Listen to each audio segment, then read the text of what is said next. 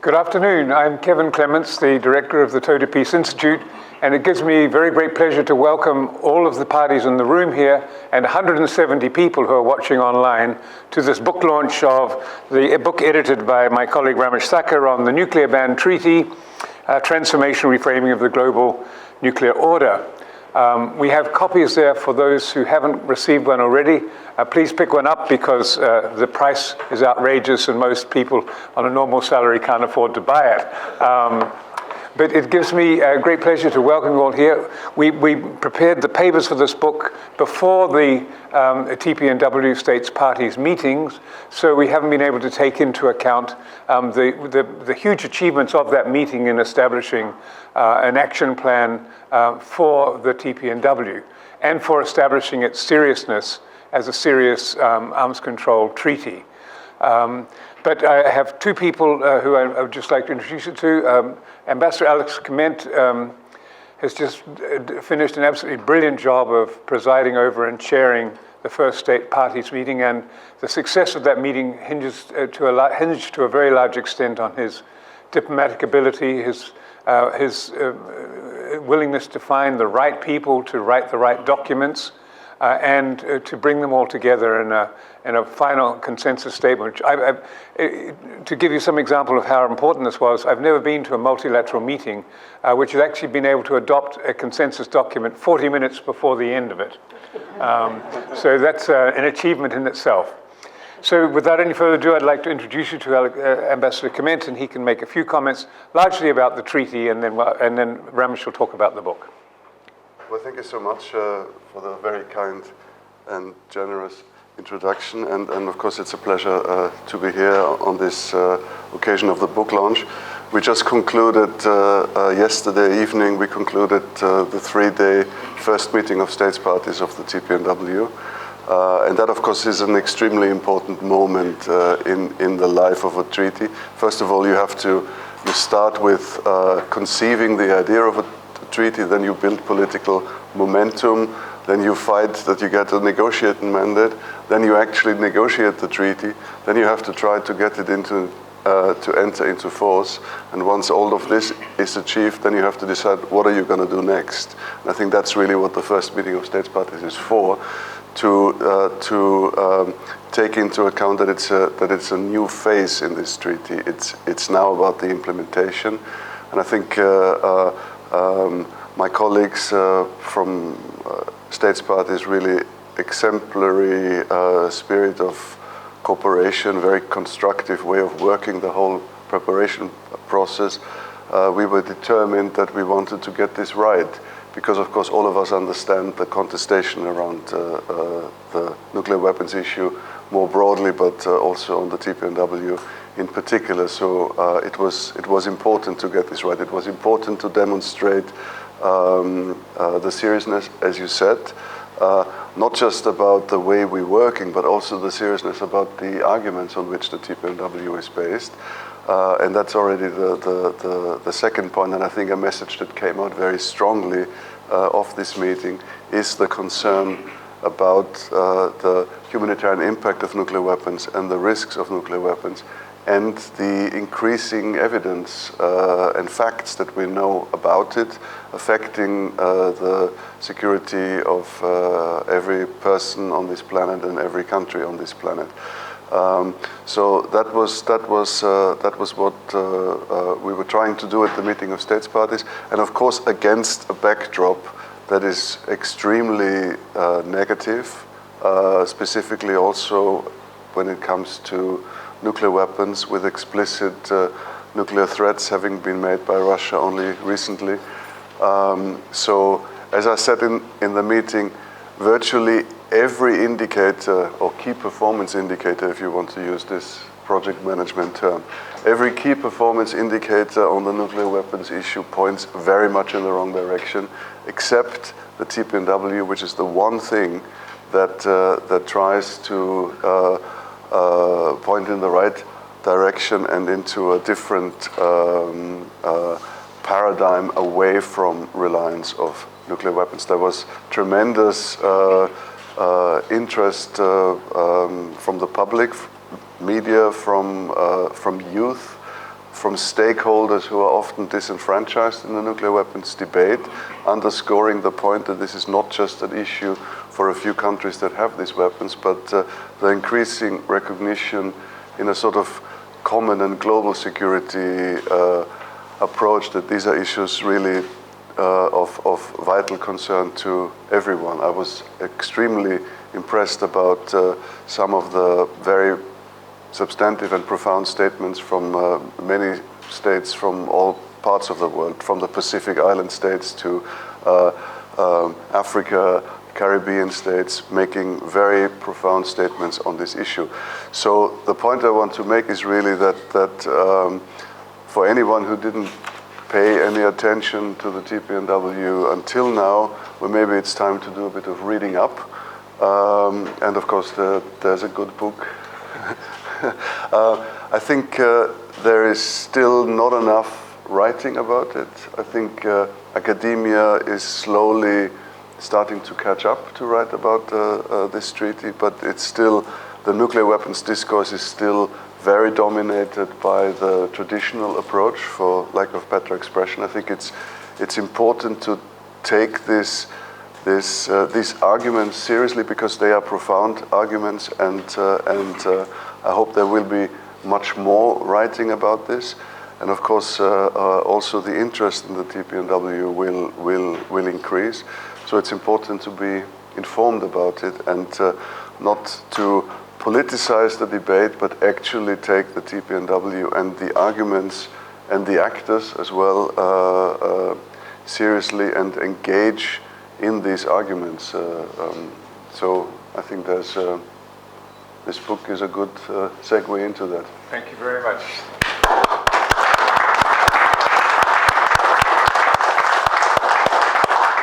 Ramesh, over to you for some insight into what's in the book. Thanks, Kevin. I've entitled my presentation about the book, The Path from Nuclear Prohibition to Disarmament, Roadmap, Roadblocks, and Speed Bumps. In January last year, for the first time, a global treaty came into force outlining the bomb, the most significant multilateral development in nuclear arms control since the NPT's treaty into force in 1970. A year later, Routledge published this book, edited book, on the ban treaty. Setsuko Thurlow, a name that will be familiar to many of you, a survivor of the Hiroshima bombing in 1945, celebrated the adoption of the ban treaty at the United Nations in 2017 by noting that nuclear weapons, always immoral, were now also illegal. While that claim may be debatable, there is no doubt that the TPNW establishes a new normative settling point on the ethics, the legality, and the legitimacy of the bomb. The book's chapters are written by many people familiar from the worlds of academia, think tanks, foreign ministries, and civil societies. Several of the authors, I'm pleased to note, are here today for this celebratory occasion. A number of recurrent themes run through the 32 chapters.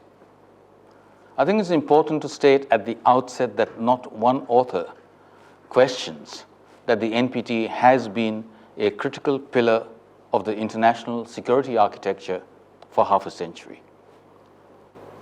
There would be seriously damaging consequences were it to collapse. That said, doubts gradually increased as to whether the NPT may have reached the limits of its normative potential for advancing the cause of nuclear disarmament. This is one reason, among others, why, despite its proven resilience, the NPT was and is facing unprecedented pressure. If the possessor states and the umbrella states are not prepared to give up nuclear weapons, what have the non-nuclear weapon states got to lose by withdrawing from the NPT? Perhaps more pressingly, is the threat of withdrawal their one remaining effective leverage on the policies of the nuclear armed states? That's a genuine question, not an assertion. Regardless of what one thinks of the NPT's historical record in underpinning strategic stability, in recent years, nuclear risks have grown with heightened geopolitical tensions, additional roles for nuclear weapons, blurred boundaries between nuclear and precision conventional munitions, expanding frontiers in space, cyber, and AI technologies, and sharpened rhetoric normalizing nuclear weapons discourse. Russia's invasion of Ukraine, it's fair to say, has also profoundly shaped the global discourse on nuclear weapons.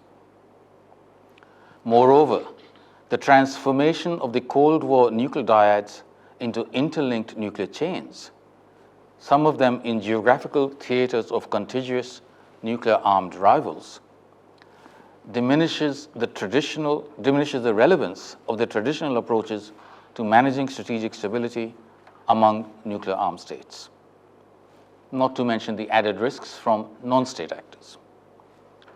As Sverre Lodgaard from the Norwegian Institute of International Affairs puts it in the book, quote, "The NPT is in miserable shape, betrayed on the disarmament dimension, stuck in the Middle East, and mostly irrelevant to the Asian nuclear-armed states," unquote. An important motivation for the ban treaty was the stubborn refusal of the 5 nuclear weapon states to act on their NPT Article 6 commitment to nuclear disarmament. This background reality is indispensable for understanding the mounting frustrations among the NPT non-nuclear weapon states that gradually turned into anger and then a determination to seize control of the nuclear disarmament agenda. And we've heard a lot this morning already about the importance of agency by those actors, state actors, that were generally disenfranchised in the security discourse. The NPT was gravely weakened by this lackluster implementation of Article 6, and the ban treaty's new normative standard is an effort to redress the weakness, strengthen and complement the NPT, and complete its agenda. Reframing the debate from disarmament as a security issue into a pressing humanitarian concern was critical to the successful conclusion of the negotiations. The old paradigm had proven unable to break through what Ambassador Kmentt calls the wall of the nuclear deterrence dogma. The reframing of a traditional security debate into a humanitarian discourse had an important precedent in the Ottawa Treaty that banned anti-personnel landmines. An equally important feature of the Ottawa Treaty was the role of a state champion in the carriage of state-civil society partnership to successful conclusion at an international conference or summit. Thus, the international campaign to abolish nuclear weapons, ICAN, was to the ban treaty what the international campaign to ban landmines was to the Ottawa Treaty in forging a global coalition of civil society groups and like-minded states. This also facilitated a democratic shift in the nuclear debate, with non-nuclear weapon states using the UN General Assembly, the central democratic body of the international system, as the site and the forum of negotiations and adoption. The ban treaty impacts those non-nuclear weapon states countries that have relied on the nuclear deterrence-based security architecture of the alliance leaders' nuclear weapons. The NPT had camouflaged the underlying inconsistency of many states in professing to support nuclear disarmament, just not yet like St. Augustine's plea on chastity, while hosting nuclear weapons, relying on nuclear deterrence for national security, and sheltering under the nuclear umbrella of allies. Yet, there is no legal incompatibility between the ban treaty and the NPT. While the NPT had enabled the umbrella states to fudge the tensions between membership of a nuclear alliance and commitment to nuclear disarmament, the ban treaty has compelled them to confront the hypocrisy head-on. This might well explain the ferocity of their opposition. It shows the mirror of their disingenuousness to their own peoples, and they don't like it. Given their history of active promotion of nuclear disarmament, I'd love to learn the details of the internal discussion in Sweden, for example, on their decision to seek NATO membership. The nuclear weapon states and their umbrella allies have effectively formed a mutual support group whereby possession of the bomb is justified in part by pointing to the demands for nuclear deterrence-based security from the allies. The ban treaty forces the issue. Do the nuclear-dependent states intend to continue to shelter under the nuclear umbrella or start behaving like non-nuclear weapon states? In other words, the treaty has the potential to embarrass umbrella states by reopening fundamental domestic debates on the role of nuclear weapons and deterrence strategies. At the same time, says former Canadian Disarmament Ambassador Paul Meyer, to fold the metaphorical nuclear umbrella, it will be necessary to convince those sheltering under it that it is safe to come out and to recognize that the umbrella may be more of a danger than a protection, unquote. In other words, a nuclear lightning rod more than a repellent. Former UN Under-Secretary General for Disarmament, Angela Kane, argues that the ban treaty has converted a long-standing political aspiration into a legal framework. But the legal obligations of the treaty cannot apply to non-signatories, and the possession of nuclear weapons by 9 nuclear-armed states did not suddenly become illegal with the treaty's entry into force in January last year. Equally, however, the claim that a UN-negotiated treaty, following a UN-authorized process and conference, has no implications for the legality and legitimacy of nuclear weapons possession and practices is also implausible. Non-signatory possessor states may be placing themselves outside the law, and the balance of incentives and disincentives for states, individuals, and even companies has been recalibrated. Punitive consequences could follow in due course, says Julian Pretorius from the University of Western Cape, if patterns of practice and expectations evolve to give the prohibition the status of customary international law. So we are where we are, with the ban treaty's inaugural meeting of states parties just having concluded in this city. The NPT's repeatedly postponed 50th anniversary review conference scheduled for August, and the war in Ukraine casting a long shadow over the utility, but also the limits of nuclear weapons as a deterrent and as tools of coercive diplomacy, the wisdom of having given them up, the incentives to either acquire them or shelter under others' nuclear umbrella, and above all, the cataclysmic risks of an all-out nuclear war that no one wants, but everyone dreads. Thank you. Thank you very much.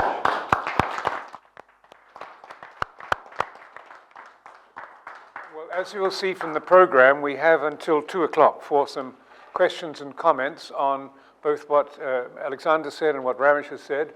And we also have 170 people out there watching in cyberspace, and they are free also to ask some questions as well. So I think we can conclude that this book is well and truly launched, and it will do what it will do in relation to supporting and buttressing the main tenets of the treaty. Contributing to the serious discussion. Yeah. So over to all of you for questions and comments. Yep, Paul.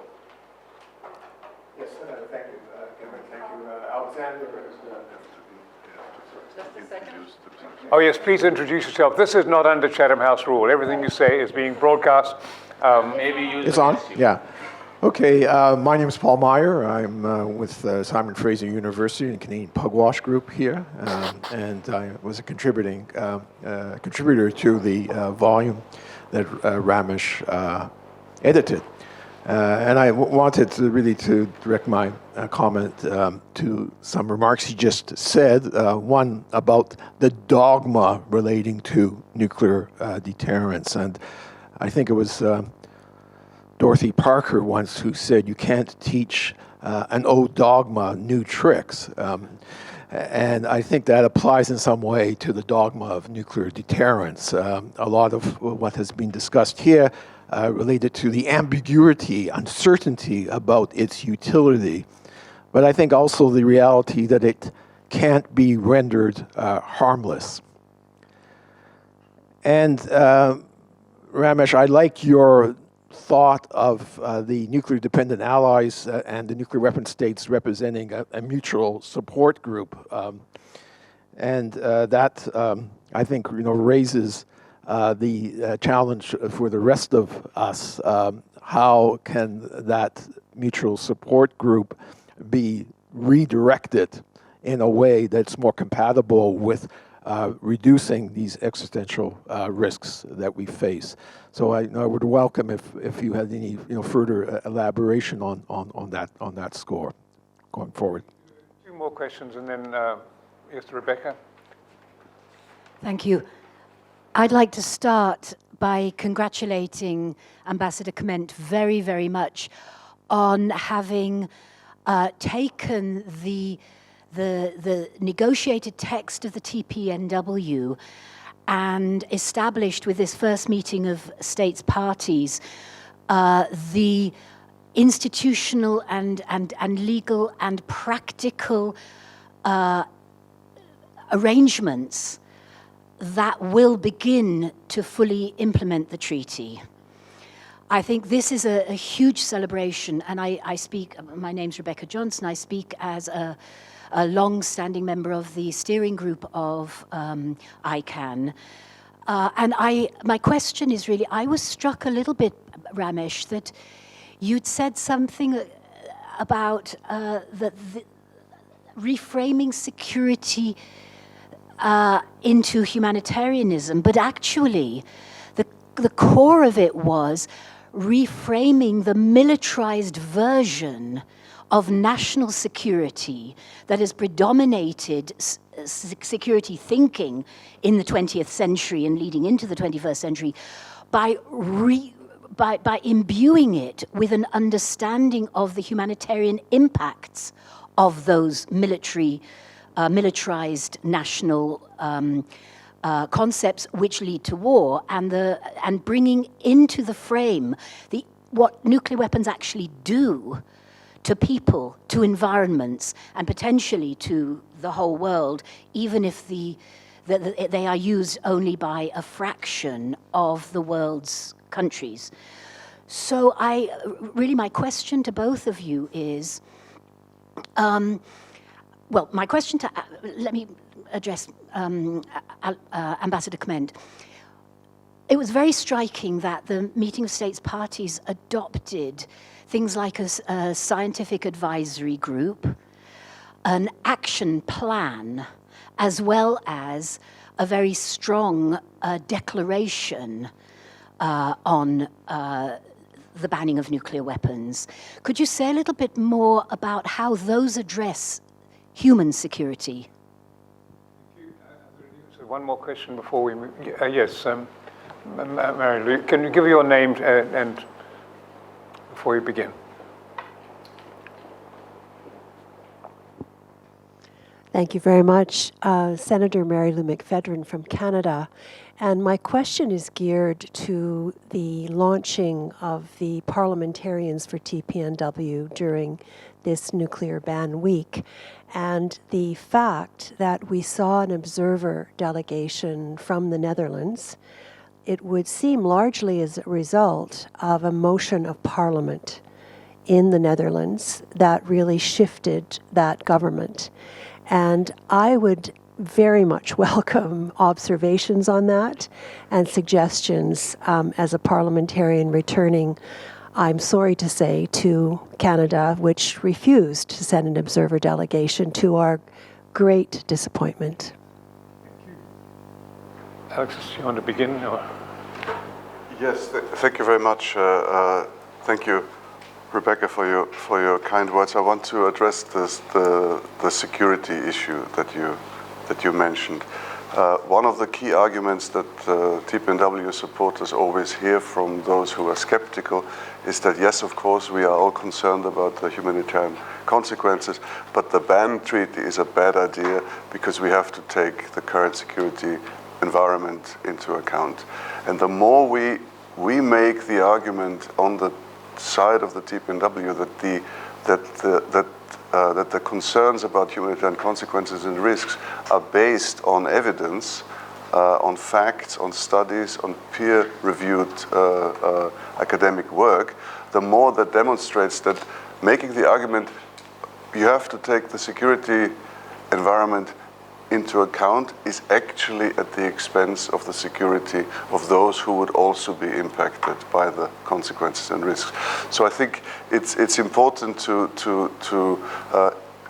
be clear that the TPNW is based on a solid security analysis. It is not a peace movement treaty. It is based on a security analysis. It's not that we are a group of states parties who say we should all get along better.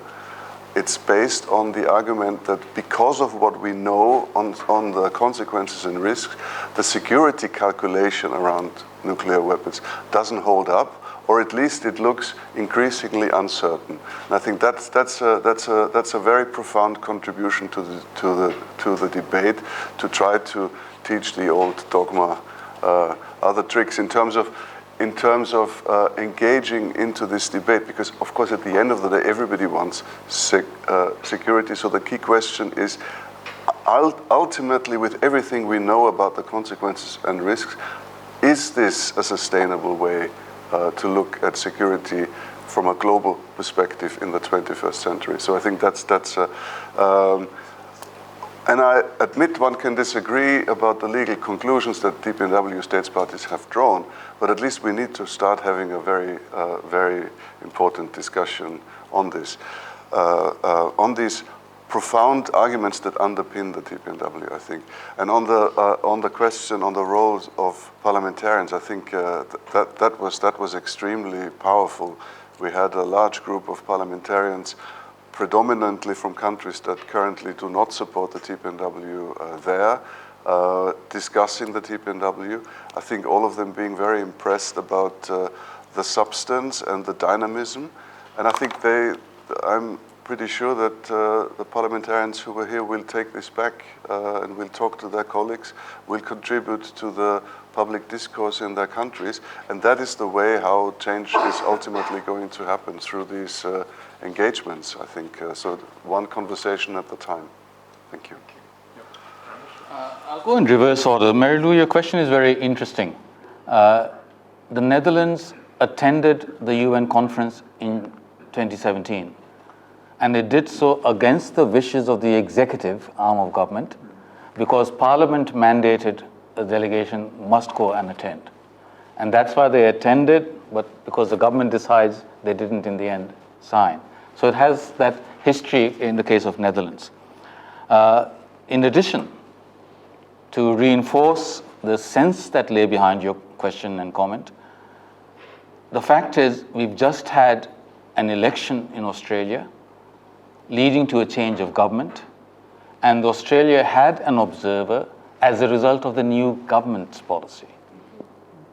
And I want to tie that to Kevin and I having lived through, and Valerie, having lived through New Zealand in the 1980s as it moved to becoming nuclear free and moved quite far in that direction. And the advocates and activists, and Rebecca also has a lot institutional memory of these events as well from New Zealand, The activists worked through the structures and processes of the Labour Party to change the party platform, to work to place their preferred candidates who would not abandon this in the name of realism soon as they were elected, and would hold the government to account to its party manifesto, and through that to the constituency that had got it into power. Now, of course, New Zealand, as a smaller country, has a unique set of opportunities that is available to advocates and activists to play this game. But that doesn't mean that others in other countries cannot do so as well. I think to move from the politics of street protests to political engagement with the process in order to bend it to your preferred directions is an important lesson.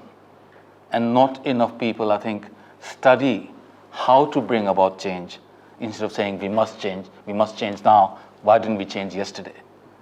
So I think we do need to engage with the political reality and hold the parliamentary process to account for our preferences. And that's an important lesson. So I think it's a very good comment, but that would be my lesson, to start working with civil society and like-minded MPs to change policy. Rebecca, I take your point about the militarized national security and stuff like that. What I had in mind was something different.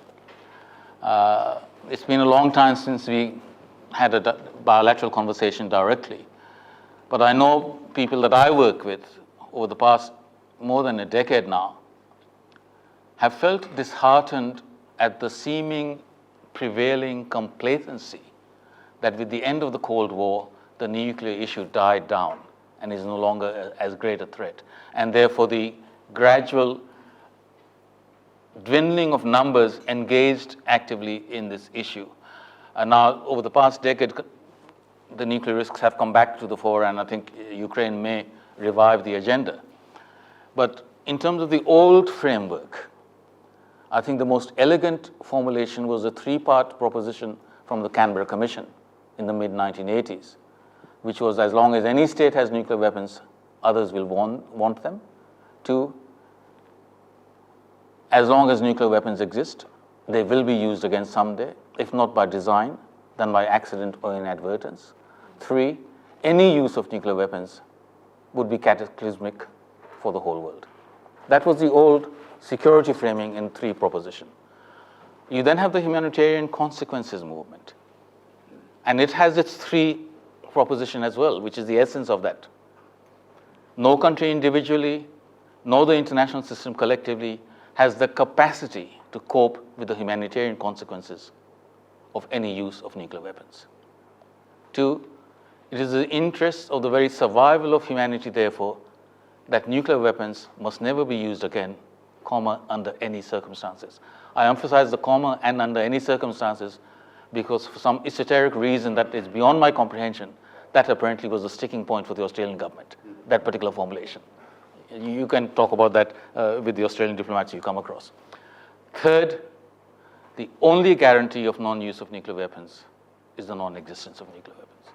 So it's the same argument, but there's slight reframing. And that reframing seems to have been enough to resonate once again in core constituencies and communities and draw support for the movement. That's what I was trying to get at, that it did have that impact in a way that the old framing hadn't. Underpinning both, of course, is exactly what you're talking about. Historically, wars have served certain functions. I think it's one of the most damaging theses with the end of the Cold War was the Francis Fukuyama thesis of the end of history. History didn't come to an end with the triumph of Western ideas and systems, both political and economic, and values at the end of the Cold War. The use of force remains, and it has to be combated, and we need institutional arrangements as well as normative frameworks to guide us through this so that the functions that were historically performed can now be performed by peaceful avenues. And for all that, those were important. Paul, I think it goes back to the same old thing that it is not enough to condemn as evil or immoral countries and actors that want to rely on this. I think we need to convince them that in their own self-interest, the humanitarian impacts for them as well as the rest of the world will exceed any conceivable benefits, and to demonstrate how the security needs can be met, reasonable, legitimate security needs can be met by non-nuclear alternatives. And that's why the phrase, the reference that has already been made by Cesar and by Nobu to the Four Horsemen argument, that a world free of nuclear weapons is not the existing world minus nuclear weapons, that becomes relevant. I think we haven't paid enough attention to the institutional arrangements to underpin the new nuclear weapon-free world that we'd like to have. And until that is done, it is going to be difficult to convince everyone that all security needs can be met under a non-nuclear alternative. So we do have to address that as well. Yeah.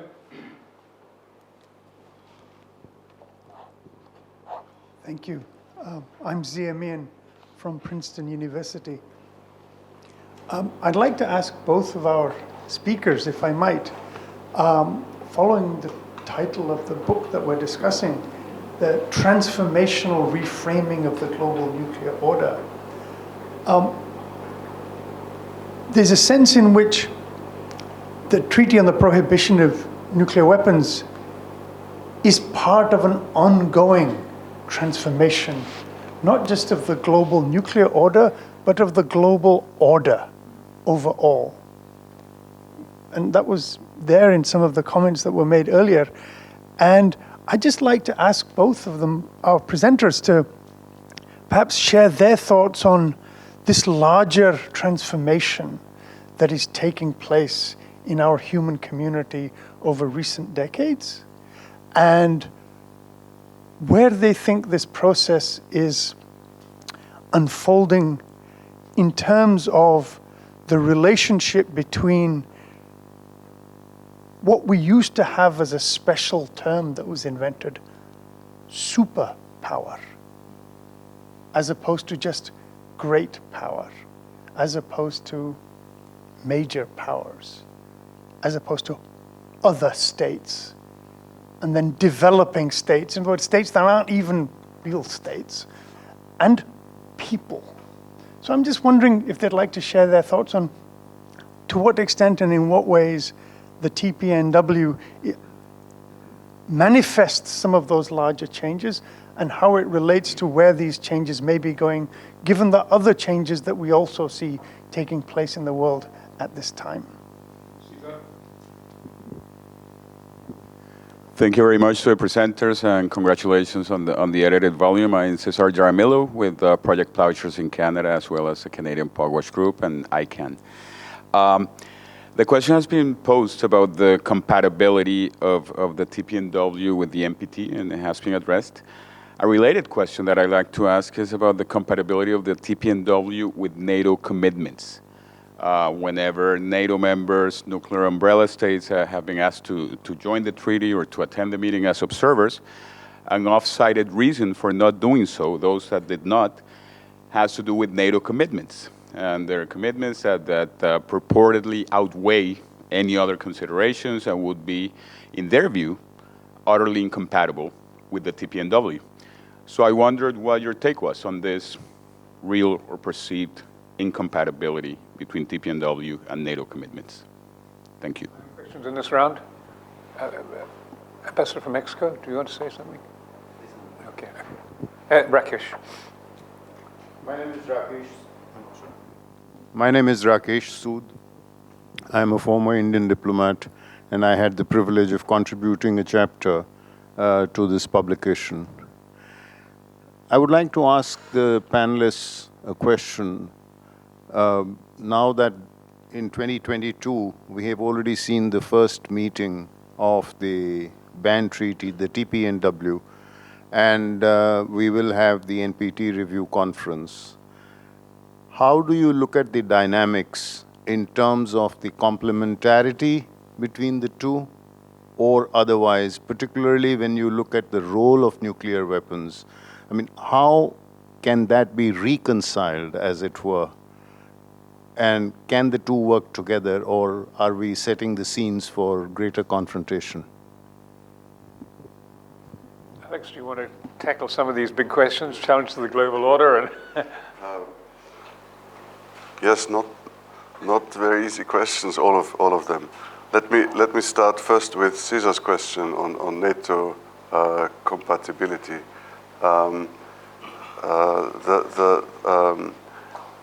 There is a very interesting Norwegian study on this issue that makes the point that NATO membership in itself is not incompatible with the TPNW. The NATO refers to itself only since 2010 explicitly as a nuclear alliance. What of course would be incompatible are certain nuclear weapons related activities, most definitely of course nuclear sharing, but probably also being part of the nuclear planning group. But what this study then argues is that there would have to be a disassociation from those aspects, but that being member of a military alliance in principle and also of a military alliance like NATO would not be incompatible. There are of course other voices, and that hasn't been studied in detail yet more than that, because none of the NATO allies have thus far looked at this in very much detail. Now, Zia's very big question is very hard to answer. I hope that Rakesh will have more profound things to say than I do. But of course, the TPNW, I mean, first of all, your general point, what sort of order we're talking about, that's of course a big question in itself. And when we talk about nuclear weapons, we should probably talk rather about order. We should talk about status quo, I think. So the question is the transformational potential of the TPNW vis-a-vis the current nuclear status quo, which is of course extremely entrenched and ingrained. But of course this debate plays against the backdrop of many trends that have nothing to do specifically with the nuclear weapons issue.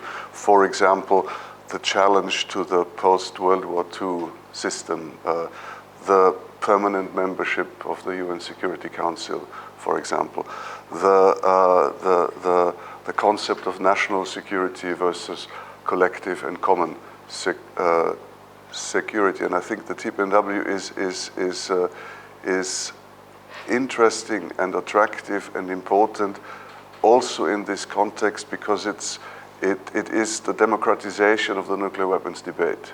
It was adopted through the General Assembly, which of course is based on the principle of equality of states, which is a great idea after the Second World War, and we're seeing it actually being disintegrated in front of our eyes. So the TPNW states parties, I think, investing or sort of reinvesting into that concept, that they do have a say, they do have agency on this issue. And then of course the really important sort of the transformational potential is on the argument that underpin the TPNW in the nuclear weapons debate. And there I think we talked about this in the morning meeting. It's the juxtaposition between the assumptions that underpin a lot of nuclear deterrence, the insecurities, the uncertainties, and they are being juxtaposed by the TPNW approach with the evidence on humanitarian consequences and risks. And then the conclusions that need to be drawn for the security for all.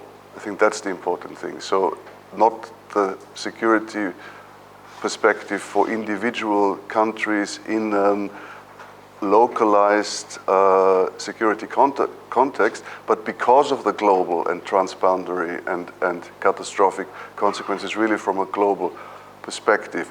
And that, I think, is a very, very powerful transformational potential, hopefully as was said in the discussion just before, leading to the conclusion that ultimately it's in the security interest of everyone. We cannot continue to rely on this hugely uncertain security paradigm in the long run. I also wanted to make the point that from the TPNW perspective, we are making the realist argument for nuclear disarmament, yeah? Based on facts and evidence, and we're putting this against the assumptions that underpin nuclear deterrence. And the argument is essentially believing, against the background of what we know of the consequences and risks, believing that nuclear deterrence will hold for the next 70, 80 years. That's wishful thinking. So it's more the realist disarmament point versus the utopian belief in the dogma that is going to hold. And maybe I've spoken too far, and I'm glad to pass over Rakesh's also very difficult question to Ramesh. I'm actually not going to address Rakesh's question directly, but I will answer it tangentially in my answers to the other two questions. And I'll begin with Cesar and then move to Zia, because I think Zia raises some very profound, big issues in the question. I was going to address some of them earlier, but my two fingers went up too late and they were mutilated, cut off at the joints. Cesar, I think your question touches upon the phrase that was used in the first session about the Eurocentric security interpretations of where the world is. NATO has been the dominant collective defense pact since the end of the Cold War, and it has expanded its remit to cover the world. If you go back to the announcement of the AUKUS agreement in September, the Australia-UK-US agreement, security agreement, most of Asia reacted with considerable antipathy and animosity to that. Just go back in mind and think of the symbolism. In the year 2021, we have 3 white leaders of 3 Anglosphere countries telling Asians how they are going to manage Asia's security order. Just bear that image in mind as I go through what I want to say. In the earlier session also, I noted with interest a comment about critical of relativizing interpretations of and responses to what's happened in Ukraine. I think that's a mischaracterization of how what happens and how it happened. Let me give you 2 alternative statements about NATO to come to your question. Both are true, factually true, but they're completely different in the implications that flow from them. One, and the dominant one in the media, mainstream media, and in the academic analyses, at least in the English-speaking world that I follow, is that NATO is the alliance of all the world's leading democracies and reflects their interests and values. Absolutely true. It is also true that every single major power from Europe that was a colonial power is a member of NATO. It is factually true. Now, to someone who grew up in India as an independent country, we remember that Portugal, a member of NATO when it was anything but democratic, redesignated its possessions in India as provinces of Portugal, which legally made it permissible to station a NATO base on India's territory that Portugal claimed was a province of Portugal. And Secretary Dulles said, yes, that interpretation is correct. Now, thankfully, they didn't act on that when the Indian Army went in. But we take a slightly shall we say, jaundiced approach to NATO stemming from our history, colonial history. And that is important to remember. It's not a question of relativism. It's you approach things through the prism of your experience and your history and your identity. And I'm not going to go into the details of NATO's compatibility. I think it's a very interesting question. I think NATO's compatibility vis-a-vis UN Security Council is also an issue. There are times when NATO acts as the enforcement arm of authorized operations by the UN, other times when it acts independently. And it raises all sorts of questions about the compatibility with the Article 51 of the UN Charter arrangements for regional defense. But if you flip that question, a major limitation of the NPT for me, from my point of view and my interests, is that of the 4 nuclear weapon possessing countries in Asia, in the Indo-Pacific, 3 are outside the NPT. So from that very simple fact, NPT has extremely limited utility in regulating the nuclear order in Asia, which is one reason I'm not all that interested in the NPT. It doesn't cater to my interests and my concerns. And simply saying that possession of nuclear weapons by India and Pakistan, North Korea is a special case, but India and Pakistan is illegal and illicit vis-a-vis the NPT, and that's the end of the discussion. That's not going to take me very far. So I'm limiting that. And that takes me, so the big question, I want to come back to Zia's big question, because it is important. In the first session, and because the first session was under Chatham House rules, I won't give the names, but you'll remember the discussion we had. One person mentioned the key fact, which is true, that to understand the NPT, you have to remember that it is nestled within the liberal international order, which was created and its institutions were set up under the leadership of the United States by mainly the North Atlantic powers, with some input. This is the liberal international order. And NPT comes in that, although obviously Russia is an important partner in that. But it reflects the geopolitical world of that time. You have the standard argument under realism in academic discourse, which informs a lot of actual state practice, that international politics, like all politics, is a struggle for power.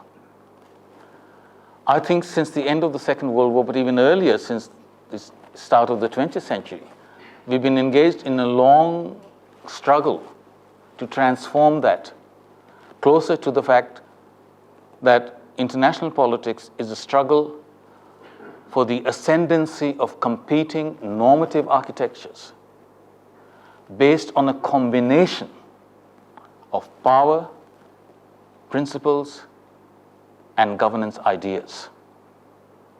It's all 3 together. You can't just focus on one.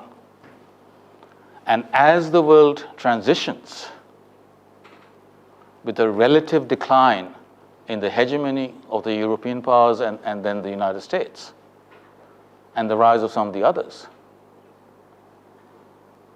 the Western countries, I think, have lost irretrievably their ability to set and control the agenda and design and manage the mechanisms and institutions of global governance. Again, it's a fact of history. As power transitions occur, the rising powers will demand a greater say in designing the institutions and managing the institutions, so that the control mechanisms are no longer located exclusively in Western capitals. Now, this is putting the Westerners in a very uncomfortable position with major questions of psychological adjustment, because for the first time in several centuries, you have the potential of a global hegemon that is not English-speaking, that is not liberal democratic, that is not capitalist.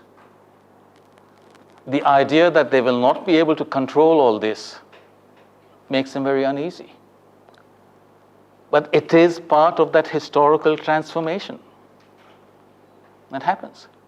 Now, the thing to remember is that China emerging as a major power is a reversal to the dominant pattern of history. It's China being subordinate that's the exception and the deviation from the historical norm. But China doesn't have a tradition of acting as a great power in a system of great powers globally, so it has to learn. But the United States doesn't have the tradition of working alongside a genuinely multi-dimensional peer rival. The Soviet Union was one-dimensional. Even that historical memory, institutional memory has been lost.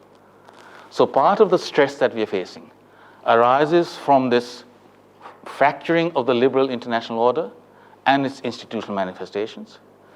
Part of that is the Security Council, as presently composed with the 5 permanent members with the veto power, is the center of geopolitical gravity in the world order. But the center of normative gravity always has been the General Assembly. And with the Ban Treaty, for the first time in history, the United Nations General Assembly adopts a major security treaty against the united and combined opposition of all the 5 permanent members. So you have the democratic shift of legitimacy and agency from the Security Council to the General Assembly. Not surprisingly, the geopolitical powers that run the Security Council are not happy with that. So yes, absolutely, Alexander is right. The Ban Treaty is both a manifestation and a reflection and mirror of this changing global order, which goes back to what I was saying in rephrasing the realism thesis. And somehow we are going to have to navigate our way through this, because we are in flux. Whether we fall victim to the Thucydides trap of major war accompanying 75% of power transitions over the last 500 years, or whether we manage through our creative genius as a human race to find a way around it, remains an open question. But, and I'll finish with this, the underlying assumption behind the whole movement for the Ban Treaty was the recognition that we cannot cope with the humanitarian consequences. Our shared destiny as a human family impels us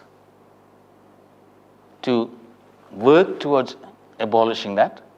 At the end of the day, only those who have the weapons can get rid of them. But what the rest of us can do is saying, as human beings, we have a stake. We are full and legitimate stakeholders, and we want to have a voice in shaping our destiny. We recognize the difficulties, we recognize the real constraints you face, but what we don't accept is a permanent deferral of this effort in the name of the existing security situation is inimical to that cause. If that is the case, we'll never get there. And the fact is that nuclear weapons contribute to that adverse security environment. Is the world safer today from what has happened in Ukraine because nuclear weapons exist? I think it would be impossible to make that claim. So that's where we end up, and that's why I think it is a transformational reframing. I think the nuclear armed states are wrong in trying to belittle it, trying to ignore it. I think the agenda is going to grow and colonize the discourse gradually so that they will have to address instead of ignoring it. Alex would like to make a comment on Rakesh. Yes, I'm sorry because you asked an important question. I didn't want to not answer to it. It was the question to what extent the TPNW and the sort of the position ingrained in the TPNW will impact on the NPT. Well, I just wanted to say that these are positions that many non-nuclear weapon states have had for decades. I don't believe that the TPNW expresses a different position on nuclear disarmament for Mexico or for Austria or for Thailand. It's been the same position for many years. It just wasn't able to articulate it in the NPT context because that order or that status quo is set in a way which of course very clearly disenfranchises the non-nuclear weapon states. And maybe now the difference is that we have actually a legal framework where we can articulate these positions and we've just done that yesterday with the final declaration, and we bring our traditional points on nuclear weapons into the NPT with a further strengthening of a legal treaty in force and consensus decisions that back these positions up, and that will have an impact on the NPT dynamic to some extent. But it's not new positions. It's maybe backed with additional arguments, but the positions, I think, have been there. The positions on the illegitimacy of the threat of mass destruction, all of these are traditional positions of many non-nuclear weapon states over decades. I think it's just now additionally backed up and reinforced with this new legal framework and an additional set of arguments. Thank you. Tarek, we have 3 people online wishing to come in, so I'll take those questions now. Noah, do you want to give those questions, and then we'll move on to you, Tarek, for them. Thank you, Kevin. There are many very interesting questions coming in online, so I've had to narrow it down to 3. First comes from Andreas Prischl, who asks to Ambassador Kmentt, what has convinced the most recent new parties to the TPNW to ratify? What has convinced them exactly now, and what can we learn from it for convincing future new parties to ratify? The second question that I will read is from Dr. Heinz Gärtner, who asks also to Ambassador Kmentt, what if Austria joined NATO like Finland and Sweden? Who in the EU would build the bridge to non-aligned signatories of the TPNW in the global south? That is from Dr. Heinz Gärtner. And finally, Ambassador Ali Soltaneh, who I'm sure many of you know, has a comment that you may wish to respond to. Ambassador Soltaneh says, while he commends the attempt, including the conference on the humanitarian impact of nuclear weapons, there is a concern that the process the TPNW started, he calls that the eve of augmentation of pressure by non-nuclear weapon states on nuclear weapon states at the NPT. He says there is a possibility of collective action at the 50th anniversary of the NPT and perhaps the collective withdrawal, he provocatively adds, unless the nuclear weapon states start immediate action. So he ends his comment with, unless we do see some mobilization of non-nuclear weapon states against the nuclear weapon states in action and non-compliance for the last half of a century, the TPNW should not play the role of diffusing pressure, so to say, taking pressure off of the NPT for action. So that was from Ambassador Ali Soltaneh of Iran. I think they're all to you, Alex. Several states have ratified the TPNW recently. Guatemala, one of them, Timor-Leste. I don't know about the specific domestic debates there, so I don't want to comment on it. I just want to say we should rather look at it differently. There are many states that want to join the TPNW, and it's rather really astonishing how many have already done that, despite the very considerable pressure that is applied not to. So I think the arguments are there. It's just it's very contested, and there is significant pressure, which we actually addressed in the declaration. So maybe that's my answer to that. The question of Professor Heinz Gärtner, if Austria joins NATO, there's been a little bit of an increase of this debate in the last few months in the reaction to Russia's aggression, but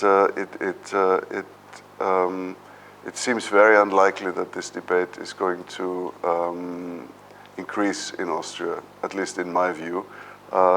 We have a constitutional status as a permanently neutral country, which continues to be very strongly supported by the majority here. So of course, I cannot predict the future, but it seems unlikely.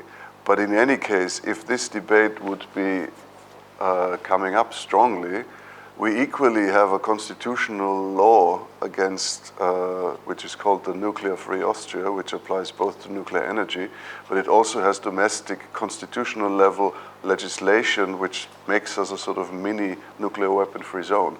So any NATO debate any proper NATO debate in Austria would run against very strong, constitutionally and broadly supported concepts of neutrality and nuclear free. So it's very, very difficult to see how that would go. I don't see this moving further in Austria. It's interesting that maybe we even have a stronger emphasis on neutrality in Austria, whereas obviously in Sweden and Finland the conclusions were drawn in a different way. In Austria it's probably an even stronger emphasis on neutrality, which of course is explained by our own historical experience, I would say. And to Ambassador Soltani's question, I've also had discussions with Tom and Julian. I do not see at all any dynamic among the TPNW states parties, none whatsoever, to challenge the NPT, to withdraw from the NPT. Nobody has said it, nobody wants it. Quite the opposite, very clearly. The strongest commitment to the NPT is expressed by ratifying the TPNW. That's, I think, how the TPNW states parties see it. So it's really, it's the investment into the multilateral framework that is under severe pressure, and the NPT, as we all know, is under particularly severe pressure. So we're investing into the TPNW in order to reinforce this. So I don't see this at all. And I also would say that a sort of symbolic, I do not believe that a symbolic walkout from the NPT would suddenly lead the nuclear weapon states to, in panic, throw away their weapons. It's just not going to happen. So I think it's not the right approach, and nobody in the TPNW membership thinks about it or talks about it or wants it. So I think it's also a bit of a false argument from those who actually want to deflect from the real discussion. Thank you. Tarek? Thakur Rauf, formerly head of the IAEA's NPT delegation. So I had a question both for Ambassador Kmentt and also for Professor Thakur. Alexander, in 1996, the International Court of Justice considered the opinion on the illegality of nuclear weapons, and it sort of ruled that for cases of self-defense, it might be legal to use nuclear weapons, but to do it in a way that the damage caused would be proportional to the damage inflicted on the aggrieved party. So now that we have the TPNW, where do you think that 1996 opinion of the International Court of Justice stands, and is it now time to ask the International Court of Justice to rule on this issue once again in the context of the new realities of the TPNW and the consideration of the humanitarian impact of nuclear weapons? And my question to you, Professor Thakur, is about his use of the term liberal international order. I'm glad he did not use the word rules-based international order. But why is it that the proponents of the liberal international order support murderous dictators in other parts of the world, fight proxy wars in other parts of the world, provide arms to areas of conflict, engage in military interventions, engage in coups? So is this liberal international order only for themselves and some form of illiberal international order for others, or is this a civilizing mission to civilize the people in the other parts of the world through the use of these two particular concepts of the liberal international order and the rules-based international order? Thank you. Can I take that as a statement rather than a question? No, it's a question. I'd like you to pronounce on it. You want me to answer that? Yeah, sure. Look, Tariq, the reality is every country acts on a mix of principles and material interests.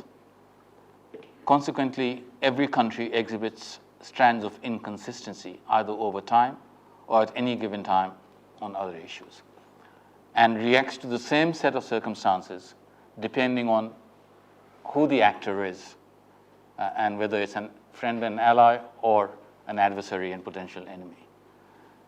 So yes, in Australia, we will condemn the downing of the Malaysian airliner, but we will keep quiet about the Americans shooting down an Iranian airliner, commercial airliner, flying its flight. That's true of every country. And therefore, I mean, I did an article recently where I said double standards is the norm in foreign policy. And we accuse others of hypocrisy and double standards and ignore our own. But that is true of every country. You act on a mix of interests and principles. If interests are not involved, happy to give priority to principles. If interests are involved, then you have to decide which one you think. And the reality is that most Western countries have got away with it over the past few decades because they were the dominant powers. That is becoming less sustainable. In my view, one of the most interesting and important studies in recent times was one that was conducted by Chatham House in London, measuring elite opinion in Europe and Asia separately in terms of perceptions of the United States. And it was a very clear divergence where Europeans essentially have a much more benign view of US role and power in world affairs, and Asians were much more censorious of US double standards, and essentially, to use retroactively a Trumpian line, they said American administrations, regardless of which party is in power, act in terms of America First principles, with less concern for others. So you already have this strong demonstration of difference between how Asians and Europeans perceive the United States. So this goes back to this whole conception of, because Westerners dominate both mainstream media internationally, at least in the English language, and academic discourse, they tend to conflate what is essentially a local consensus within the North Atlantic community into a global consensus. And in response to Ukraine, for example, they said, okay, China, we expected this, that's fine, but they reacted with shock to why India was acting like that. And I've been very pleased to see that the Indian foreign minister has hit back quite forcefully in language, in rhetoric, on that, and pointing out that, look, if it's a European security problem, it's a global problem, and everyone should respond. If it's our security problem, that's a local issue, and you deal with it. That world is gone. So I think there is that element, and this is one of the issues that I think some countries with a history of being very censorious are going to have to learn to be a little less judgmental and a lot more humble in recognizing that other countries attempt to strike a balance in terms of their own priorities between interests and principles, and they have the reasons for doing so. And how can we find common ground rather than saying you're being immoral in not taking advantage of this? And it goes the other way around as well. We also want to two-finger on presumably this You have a comment. question for Alexander Yes, as well? but I do later. You'll do later. Okay, then Alex, the question about ICJ and... Yes, thanks. The Asian nations. Japan is also in Asia. Okay, we'll have this conversation later. Alex. Thank you. On the ICJ, it hasn't been discussed in the TPNW community. I can't exclude it for the future.